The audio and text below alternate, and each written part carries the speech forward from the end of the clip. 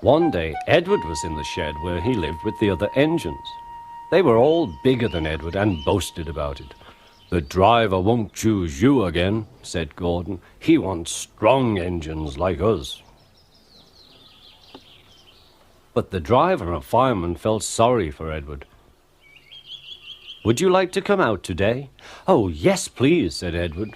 So they lit his fire, made lots of steam, and Edward puffed away.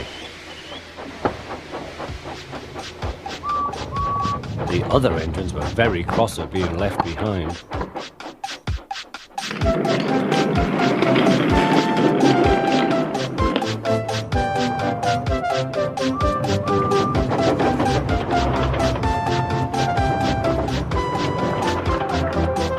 Edward worked hard all day. The coaches thought he was very kind, and the driver was very pleased.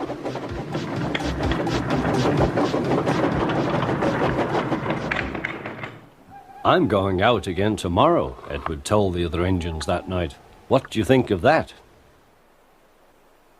But he didn't hear what they thought, for he was so tired and happy that he fell asleep at once. Next morning, Edward woke up to find nothing had changed. Gordon was still boasting. "You watch me, little Edward, as I rush through with the express. That will be a splendid sight for you. Goodbye, little Edward. Look out for me this afternoon."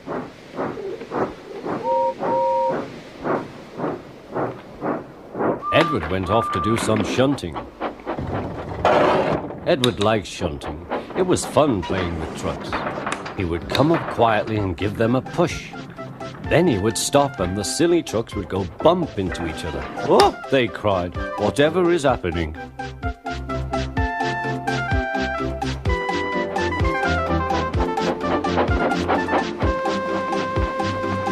Edward played till there were no more trucks. Then he stopped to rest. Presently he heard a whistle. Gordon was very cross.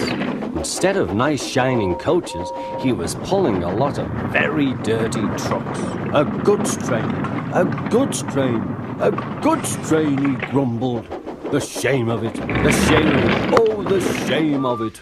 Edward laughed and went to find some more trucks. Then there was trouble.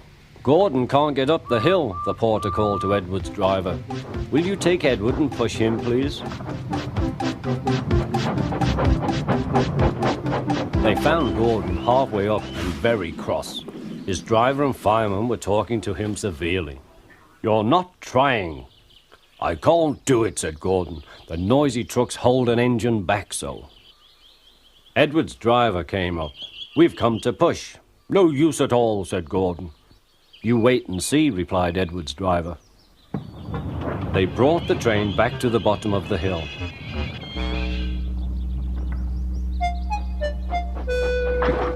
"I'm ready," said Edward. "No good," grumbled Gordon. They pulled and pushed as hard as they could.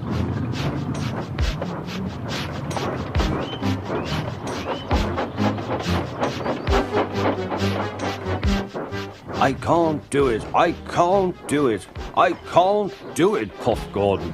"I will do it, I will do it, I will do it," puffed Edward. Edward pushed and puffed and puffed and pushed as hard as ever he could. And almost before he realized it, Gordon found himself at the top of the hill. "I've done it, I've done it, I've done it," he said proudly. He forgot all about Edward and didn't want to say that. Edward was left out of breath and far behind. He ran on to the next station, and there he found that the driver and fireman were very pleased with him. The fireman gave him a nice long drink, and the driver said, "I'll get out my paint tomorrow and give you a beautiful coat of blue with red stripes. Then you'll be the smartest engine in the shed."